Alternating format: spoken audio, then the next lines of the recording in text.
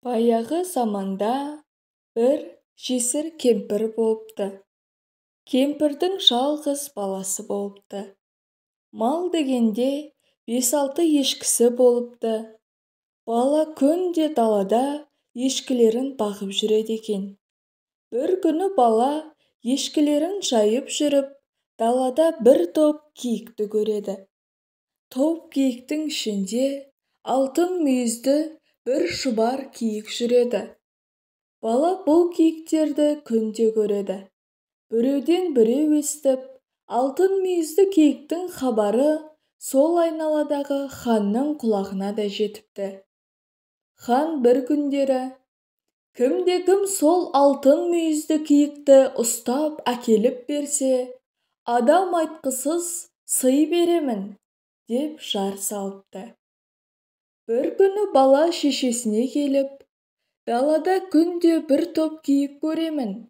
Ішінде алтын мүйізді бір шұбар киік бар. Сол шұбар киікті ұстап алып, ханға апарып тартсам, хан маған сый берер ме еді, дейді. Шешесі: қайдан білейін қарағым, басың бәлеге қалып жүрмесін. Күндегі мезгілінде алтын мүйізді шұбар киікті тағы көреді. Сол арада шұбар киікті амалын тауып ұстап алады. Ұстап алып ханға алып жүреді.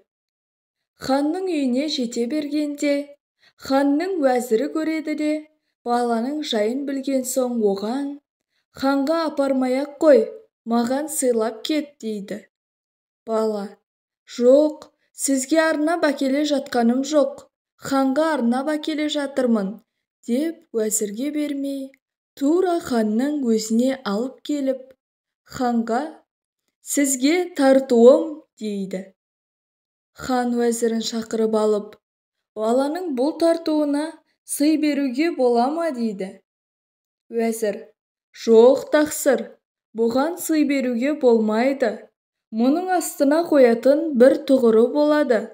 Оның екі жағында екі қанаты болады. Екі қанатының бірі алтын суына малынған, екіншісі күміс суына малынған. Киік сол алтын қанатты тұғырдың үстінде тұрып ойнағанда, жер дүниенің қызығын көргендей боласыз. Сіздің салтанатыңыз сонда келіседі. Бала соны тауып әкелсін, сонда сый беруге болады, дейді. Хан уәзірінің сөзін қостап, балаға: бұл киіктің астына қоятын тұғыры болады. Оның екі жағында екі қанаты болады. Екі қанатының бірі алтын суына, екіншісі күміс суына малынған болады. Соны тауып әкел, сонда сый беремін.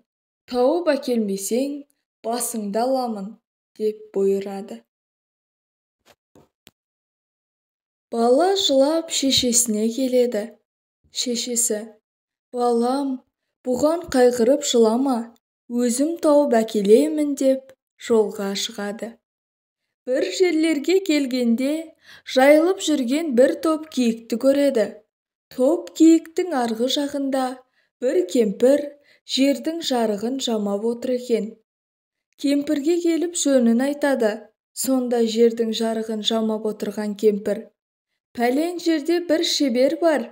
Киіктің астына қоятын тұғырды бір адам істесе, сол істер. Балаңның қолына ділдә беріп, соған жібер, дейді. Баланың шешесі үйіне қайтып келіп, бар ешкісін, бар мал-мүлкін сатып, оның үстіне бірнеше жылға сауыншылыққа жалданып, бір байдан ділдә алады. Ділдәні баласына беріп, тұғыр жасайтын шеберге жөнелтеді.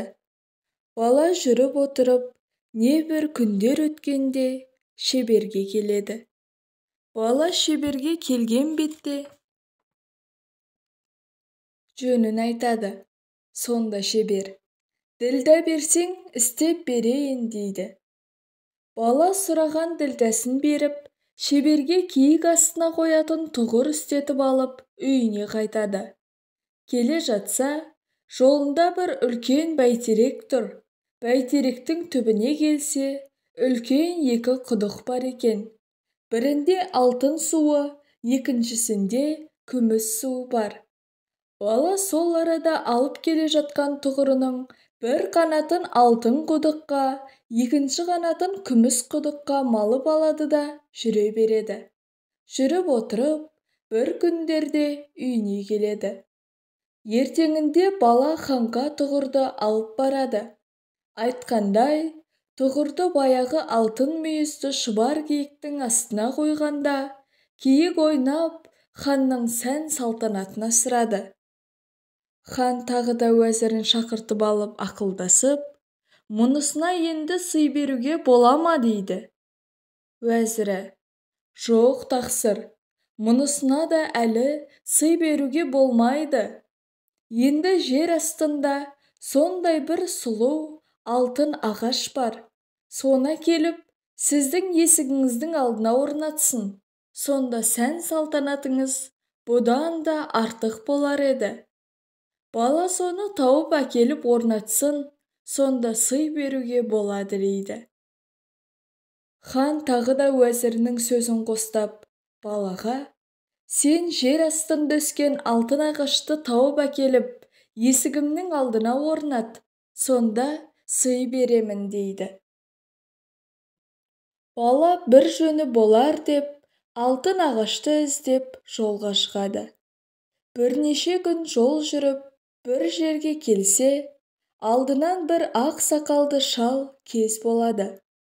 Бала шалға сәлем беріп, жөнін айтқан соң, шал былай дейді: балам, осы бетіңмен жүре бер. Бір жерлерге барғанда алдыңда бір биік тау кездесерді. Сол таудың бауырынан бір қоян қашар. Сол қоянды қуа бер. Қоян барып бір үңгірге кірер. Сен де сол үңгірге кір. Үңгірдің астында екі үңгір болар. Қоян сол жақтағысына кірер. Сен оң жақтағысына кір. Сонда қырық ұрыға кездесерсің. Олар сені өлтіреміз деп, сонда сен: мен лезде ет пісіре аламын де. Сол уақытта қырық ұры саған ет пісіртіп қарап тұрар. Сен етті қазанға сал да, мына кездікпен түртіп қал. Сонда ет өзінен өзі пісіп шығады. Ақ сақалды шал осыны айтады да, балаға бір күміс сапты кездік береді. Мұнан соң тағы мынаны айтыпты: сонымен бірнеше күнге шейін сонда ас пісіруші болып жүресің. Сонда қырық ұры сені үңгірге тастап, өздері сыртқа шығар. Сол уақытта сен түкпірдегі бір ақ сандықты көресің. Сол ақ сандықтың ішін ашсаң, ішінде бір көк сандық болар. Соны аш. Оны ашсаң, ішінде қағазға ораулы бір дәріні көресің. Сол дәріні ал да пісірулі етке сеп. Сол уақытта қырық ұры кезек-кезек келіп жеп, шетінен өле береді. Содан кейін үңгірдің ішін аралап іздесең, алтын ағашың сонда тұрар. Екі көзіңді жұм да, алтын ағаштың бұтағынан мықтап тұрып ұста. Сонда таң ата, ханның есігінің алдында алтын ағаш орнайтын болар. Бала шалдың айтуымен жүріп келе жатса, алдынан бір қоян қашып, қоянды тура қуады. Қоян қашып отырып бір үңгірге барып кіреді. Бала да бірге кіреді. Шал айтқандай үңгірде екі тесік бар екен. Қоян сол жақтағысына кіреді, бала оң жақтағысына кіреді. Үңгірдің ішіне кіріп келсе, қырық ұры отыр екен. Ұрылар баланы өлтірмекші болып еді. Бала: мен лезде ет пісіре аламын дейді. Мұны естіген соң, ұрылар балаға тимейді. Ет пісіртіп, өздері сыртынан қарап тұрады. Бала етті қазанға салып, баяғы шалдың берген кездігімен түртіп қалғанда, ет өзінен өзі лезде пісіп шығады. Бала бір сыпыра уақыт сол құры-құруға ет пісіруші болып жалданып жүреді. Бала бір күні ұйықтап жатса, етке тойған соң есің шықты ма деп бүйірінен әлгі ақ сақалды шал түртіп қалады. Бала ояна келсе түсі екен. Содан соң оның баяғы айтқандары есіне түсіп, жан-жағына қараса, бір жерде ақ сандық тұр. Ішін ашса, ішінде бір көк сандық жатыр. Оның ішін ашып қараса, қағазға ораулы дәрі жатады. Бала дәріні алып құры-құрының сыртқа шығуын аңдиды.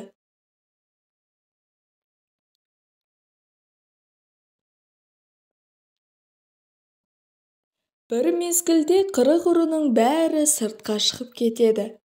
Сол арада бала жалмажан етті пісіре салып үстіне дәрі себеді. Құры-құры бірінен соң бірі келіп етті жеп, тегісімен қырылады. Бала жан-жағына қарап, үңгірдің ішін аралап жүріп, жер астында жалғыз өсіп тұрған алтын ағашты көреді. Сол арада алтын ағаштан екі қолымен мықтап тұрып ұстап, екі көзін жұмып алады. Көзін ашып қараса, таң сарғайып атқан екен. Алтын ағаш хан есігінің алдында тұрғанын бір-ақ көреді. Таң атқан соң хан уәзірімен алтын ағашты көреді. Хатның салтанаты бұрыннан да арта түседі. Бір қанаты алтын, бір қанаты күміс тұғырдың үстінде алтын мүйізді шұбар киік ойнап тұр. Есік алдында алтын ағаш жайнап тұр. Ханның уәзірлері өзді-өзді бұл баланың таппайтыны болмады. Небір қиын істің бәрін орындап келді. Бара-бара төбемізге шығып жүрер. Мұны ханға айтып, енді қайтып келместей бір жерге жіберейік. Күн астындағы күнікей қызды тап дейік. Оны іздеп барушылардың сау қайтқаны жоқ. Оны ешқашанда таба алмайды, өледі деседі. Хан уәзірлерімен ақылдасып, кәне, балаға қандай сыр береміз дейді.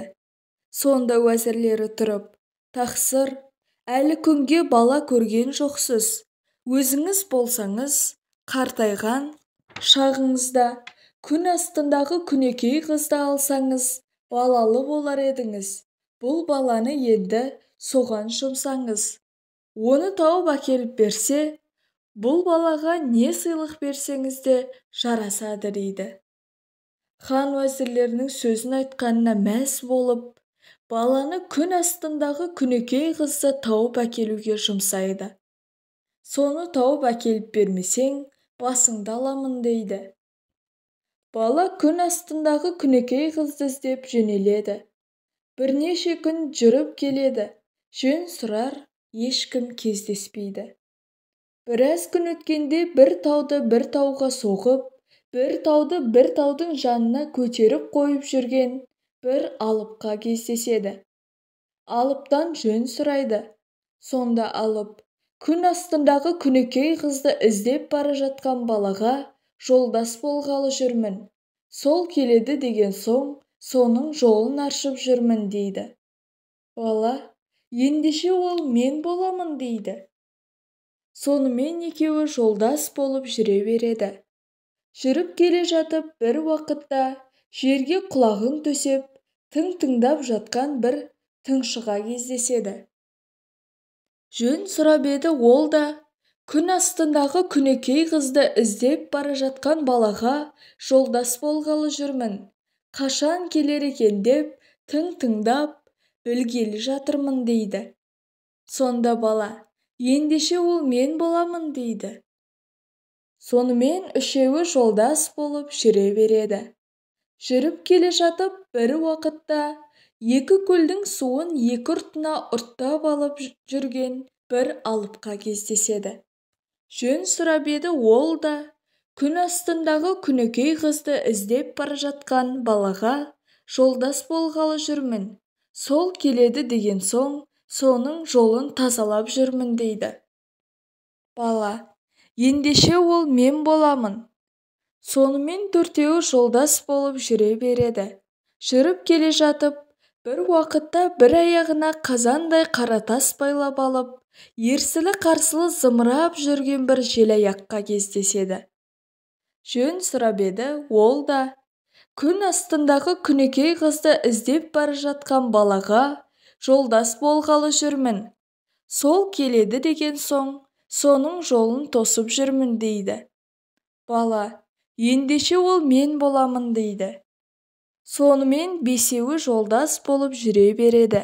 Жүріп келе жатып, бір уақытта көп балалармен шұңқырдан тырмысып шыға алмай жатқан бір құмырсқаны көреді. Бала құмырсқаны балалармен бірге шұңқырдан шығарып жібереді. Сонда құмырсқа, сен мені шұңқырдан шығарып жібердің, жақсылыққа жақсылық деген. Бұл жақсылығыңды мен алдыңа бір келтіремін. Қанатымның бір шетінен жұлып берейін, керек болған жерде тұтатсаң дайын боламын, деп балаға қанатының бір шетінен жұлып береді.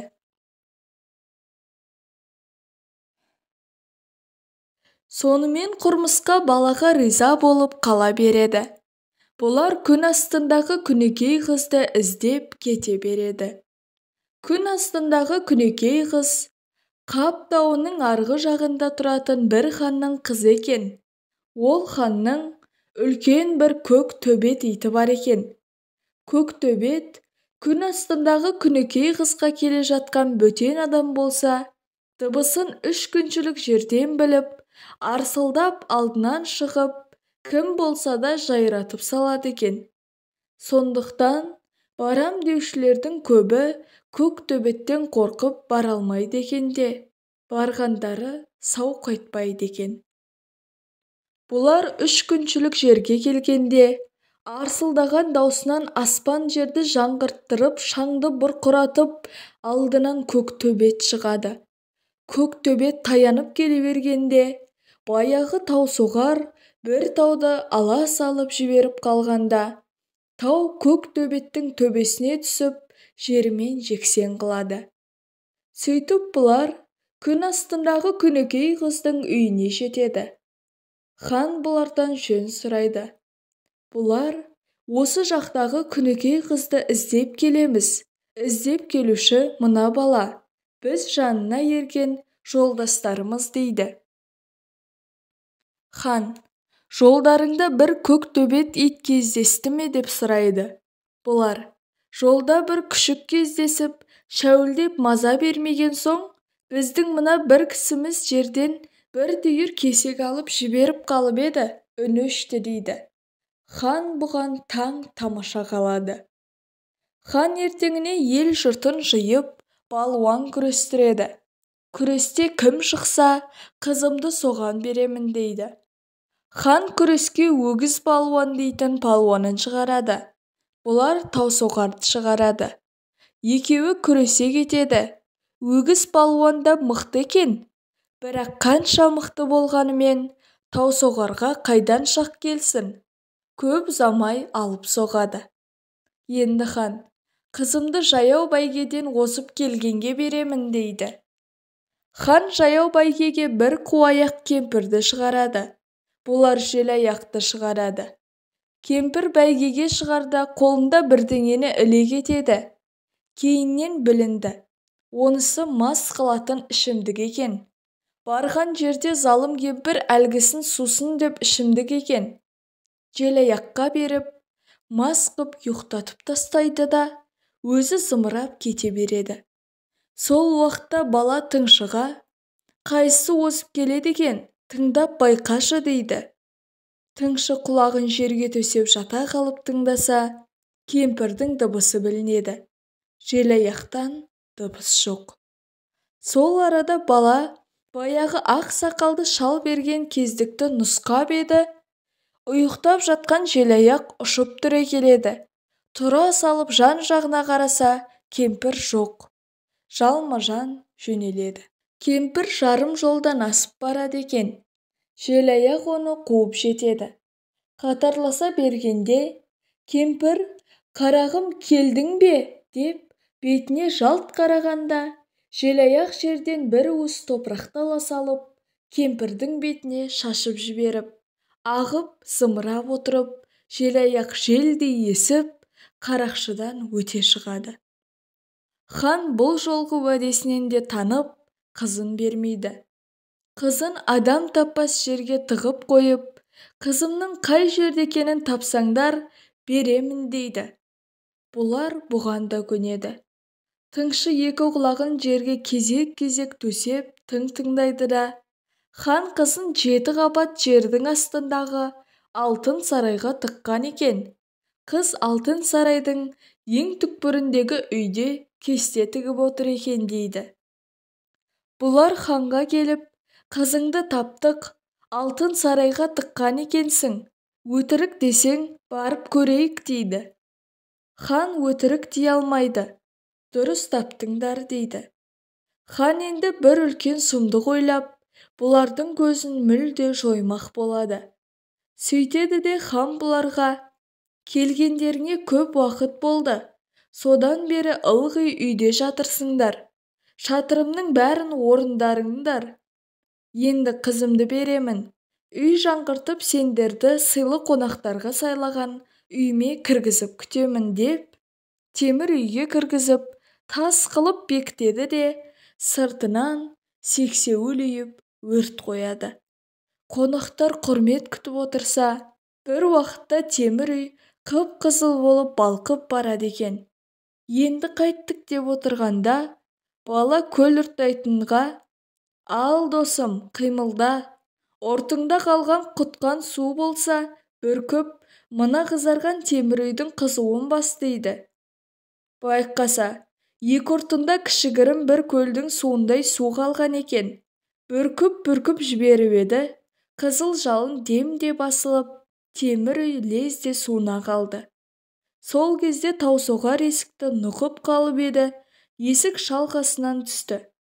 Бұлар суға малшынып далаға шыға келгенде, хан бұларды темір үйдің ішінде бырысып жатқан шығар деп еді, сап-сау шыға келгенде қайран қалды. Хан енді істер амалы таусылып, сөйтсе де тағы бір амал істеп қалайын деп, төрede тұлғасы да дәл өз қызындай 40 қызды бір түстес киіндіріп, осылардың ішінен қызымды тауып алсаңдар беремін дейді. Бірінен бірі айнығысыз, ханның қызы қайсы екенін біліп болар емес. Енді қайтеміз деп тұрған баланың есіне баяғы құрмысқаның айтқан сөзі түседі.